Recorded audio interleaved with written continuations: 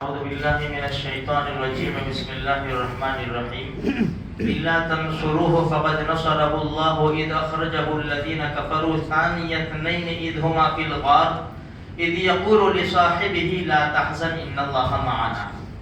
دیکھو میرے بھائیو،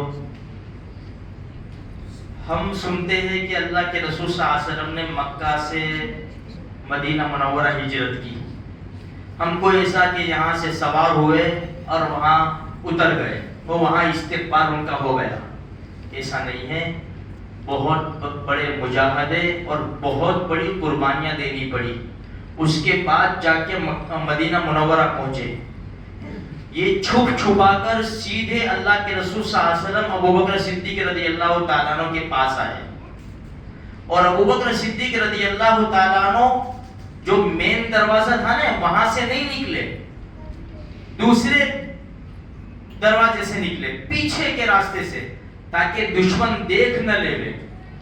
جب اللہ کے رسول صلی اللہ علیہ وسلم تشریف لے گئے، حضرت علی رضی اللہ تعالیٰ عنہ کو بستر پر دشمنوں نے پایا تو بہت غصہ آیا، ان کو گھسیٹا.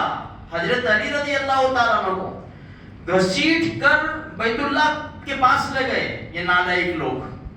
اچھا، سیدھے یہ دوڑے کہاں؟ ابوبکر صدیق رضی اللہ تعالیٰ عنہ کے مکان پر. ان کو بھی یقین تھا اگر نبی یہاں نہیں ہے تو ابوبکر کے مکان پر ہوگا. دروازے پر دستک دی، چونکہ وہ تو چلے گئے تھے. حضرت اسماء رضی اللہ تعالی عنہ نے دروازہ کھولا. کہاں ہے تیرا باپ؟ یہ عجیب گھرانہ تھا. اس حالت میں بھی صداقت کا پیکر، اتنا سچ بولنے والے لوگ تھے یہ. اس حالت میں بھی جواب کیا دیا؟ مجھے نہیں پتا ابھی کہاں ہے. یہاں سے تو چلے گئے، کہاں ہوں گے مجھے کیا پتا. ایک آدمی یہاں سے اسٹیشن جاتا ہے، بھائی کہاں ہیں، مجھے نہیں پتا ابھی کس جگہ ہوں گے، مجھے نہیں. نالائق ابو جہل نے اتنی زور سے حضرت اسماء رضی اللہ تعالی عنہ کو تھپڑ لگایا کہ کان میں جو بالی پہنی تھی وہ دور جا کر گری. حضرت اسماء روتے ہوئے کہا مجھے کیا پتا ابھی کہاں ہوں گے. غار ثور میں چلے گئے، 3 دن وہاں قیام فرمایا غار کے اندر. قربان جائے ابوبکر صدیق رضی اللہ تعالیٰ عنہ کے اوپر. فرمایا یا رسول اللہ ٹھہر جائیے، میں جاؤں گا اندر. گئے، سب صاف صفائی کی، جو ہول وغیرہ تھے سب پیک کیے. 2 ہول باقی رہ گئے تھے.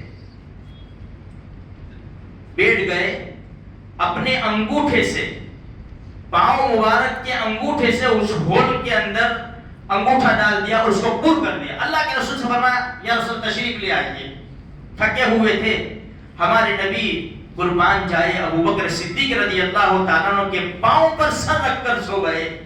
ان کو برا بھلا کہنے والوں کی بدقسمتی ہے کہ جو ایسی شخصیت کو برا بھلا کہتے، ایسی شخصیت کو گالیاں دیتے ہیں ابوبکر صدیق رضی اللہ تعالیٰ عنہ جیسی ہستی کو، کہ جنہوں نے نبی کو کندھے پر اٹھایا ہے. نبی ان کے پاؤں مبارک کے اوپر سر رکھ کر آرام فرما رہے ہیں. تھوڑی دیر ہوئی کہ سانپ نے ڈسا.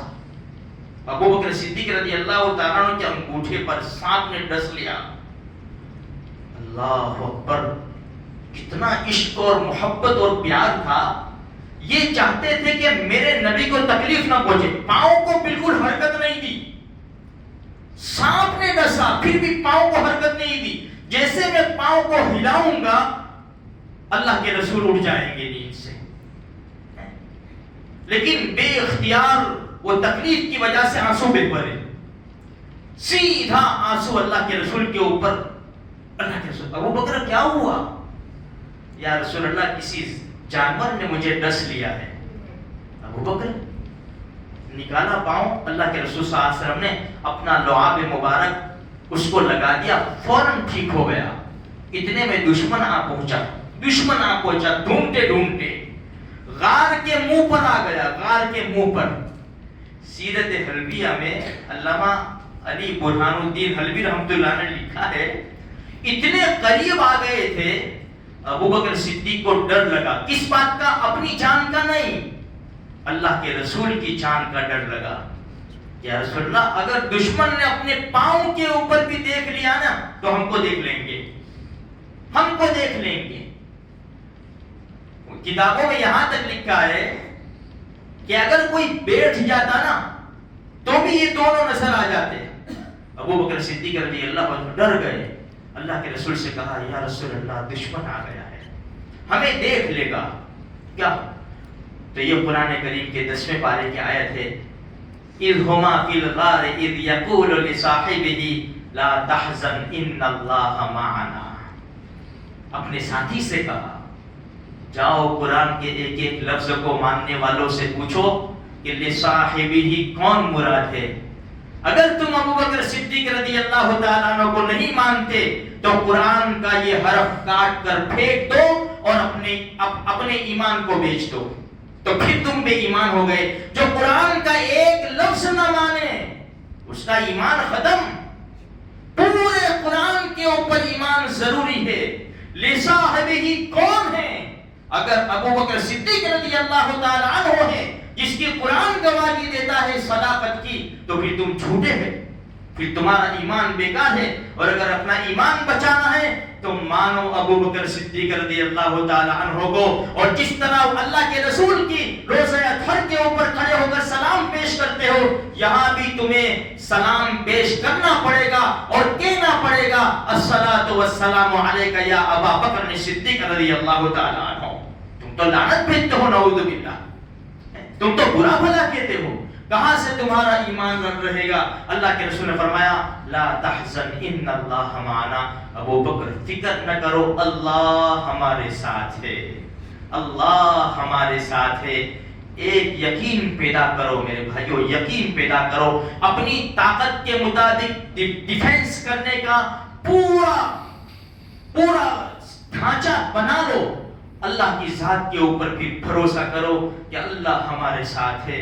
کسی کی غلامی کرنے سے غلامی کرتے رہے پھر بھی ہماری دکانیں چلتی رہی، ٹوٹتی رہی، مکان برباد ہوتے رہے، ہمارے جوان بیٹوں اور بیٹیوں کو یہاں تک کہ بوڑھوں کو موت کے گھاٹ اتارا ہے ان لوگوں نے.